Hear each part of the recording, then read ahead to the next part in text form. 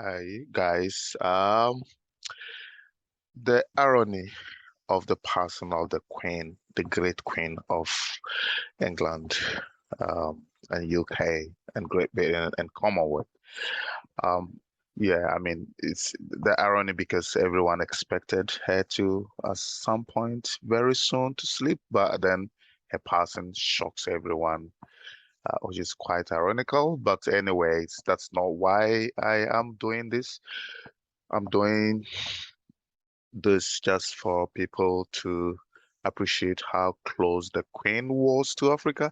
And as a matter of fact, I just learned that it was from Africa that she was called to become the Queen because she was on holiday, apparently with the wife, the husband, the late King Philip, and the news broke that um, her dad passed, and so she has to be met at the airport and with morning cloth before she could disembark, and then here she was as a queen.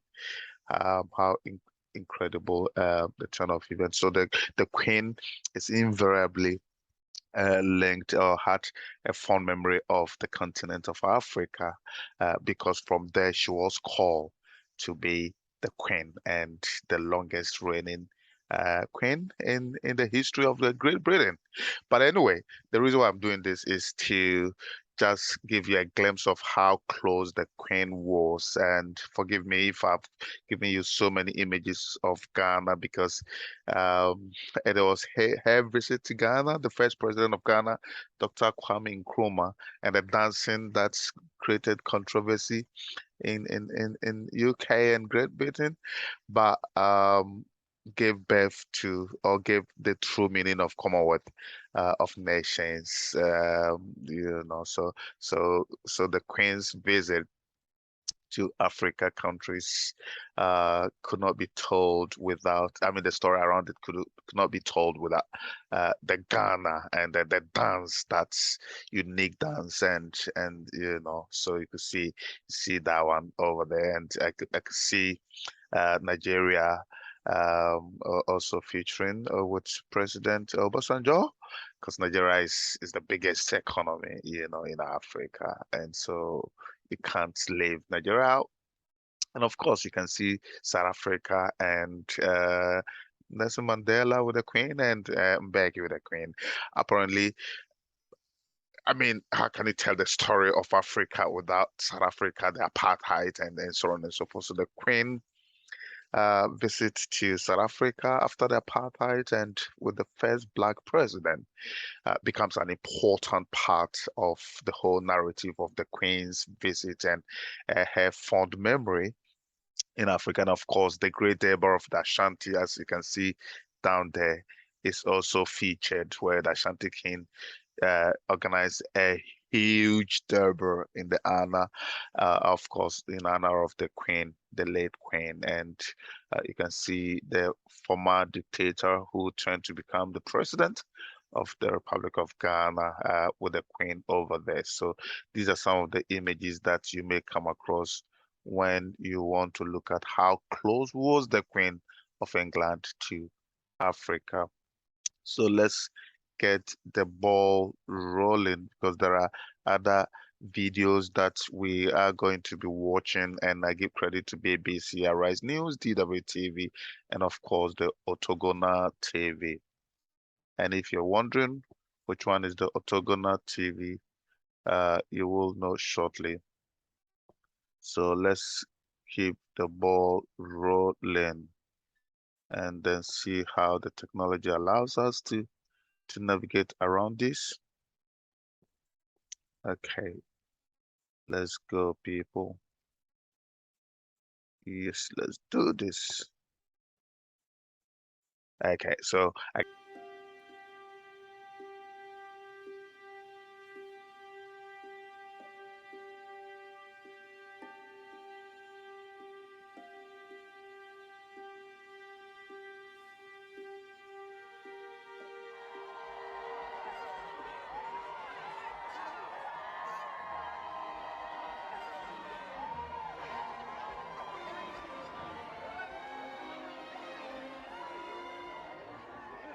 Well, Your Majesty, you're looking well, taking into account your tight schedule. Tomorrow I'm going to see 16 people. I may not look so good tomorrow.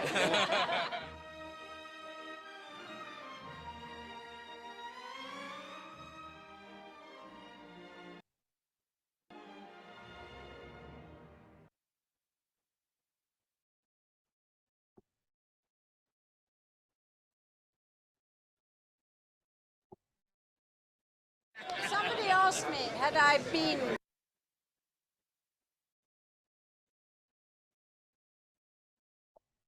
This is where then Princess Elizabeth was when her father, King George VI, died in 1952. She was on holiday with her husband, Prince Philip, in Kenya, then under British rule. The pair were staying at the Treetops Hotel when the King died. But Elizabeth was not told until the following afternoon, by which time she had returned to a fishing lodge called Sagana, 20 miles away. She had been given it as a wedding present. It was there, beside a trout stream in the foothills of Mount Kenya, that Prince Philip broke the news. Queen Elizabeth was then urgently flown home, having to wait for black clothes to be brought to the plane before she could disembark. As a result, all royals must now travel with a suitable mourning outfit. This was just the start of her relationship with Africa. She watched over as countries gained their independence from Britain and joined the Commonwealth, now made up of 54 member states. It wasn't always an easy relationship, with a long history of British colonial rule that left behind a legacy of segregation, economic ruin and disenfranchised citizens. Kenya gained independence from Britain in 1963, but like several other countries, its ties to the monarchy remain. The beautiful weather matched the greatness of the occasion. The Queen visited Nigeria before and after independence. In 1956, she took a trip to Kaduna where she joined thousands of spectators for horse and camel racing. She met the Emir of Katsina, as well as his 9-year-old grandson. In later years, she would travel to Abuja, the capital of the now independent Nigeria, being welcomed by then President Olusegun Obasanjo. Your Majesty's visit to Nigeria is indeed very significant, and it is a momentous occasion for every Nigerian. My country particularly applauds the leading part the Nigerian government and people are playing in the new Partnership for Africa's Development. In 2003, the Queen would lead heads of government to the West African nation for a Commonwealth summit. Conspicuously absent was Zimbabwe's Robert Mugabe, his nation suspended by the organisation and Mugabe himself banned from the summit. Something that did not go unnoticed during the Queen's trip to Uganda in 2007. Who took Zimbabwe out of the Commonwealth? It is Mugabe, unilaterally, without consulting the people of Zimbabwe. So therefore, I think that it is natural, when the situation has changed to the better, that Zimbabwe should be back in the Commonwealth. It wasn't the first bit of controversy the Queen had to deal with in the Commonwealth. Queen Elizabeth had visited Ghana in 1957 against the wishes of the public and Parliament. It was felt President Kwame Nkrumah was well on his way to becoming a dictator. 5 days before her trip, the capital, Accra, was bombed. It was feared the Queen could become collateral damage while with the President, but she insisted on going and the trip was a success from start to end. The Queen was surrounded by excited crowds from the moment she arrived with Prince Philip. It showed that the monarch was still hugely popular despite the country gaining independence. With her visit, all talk of Ghana leaving the Commonwealth ended, and it allowed funding to flow into the country for the Volta Dam. The British Prime Minister phoning up the American President John F. Kennedy to say, "I have risked my Queen, you must risk your money." Throughout the years and across the Commonwealth, Queen Elizabeth II routinely showed the world that even as a monarch with limited powers, she still had an important role to play. Faithor, Arise. This is where then... Now the last video, people. I'm sure you're getting a glimpse of this, and this credit goes to France 24. Um, In enjoy. 1952, Elizabeth II arrived in Kenya as a princess and left 5 days later as a queen. But in Kenya, the princess learned that the king was dead, she herself the queen. That was the Queen's second trip to the continent. Her first was in 1947 when she travelled to South Africa. That's where she gave a speech on her 21st birthday expressing her dedication to the Commonwealth.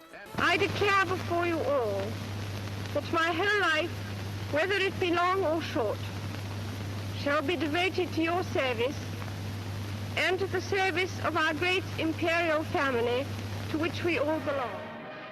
Shortly after becoming queen, Elizabeth II was faced with a fast-changing empire as colonies in Africa gained independence and became republics.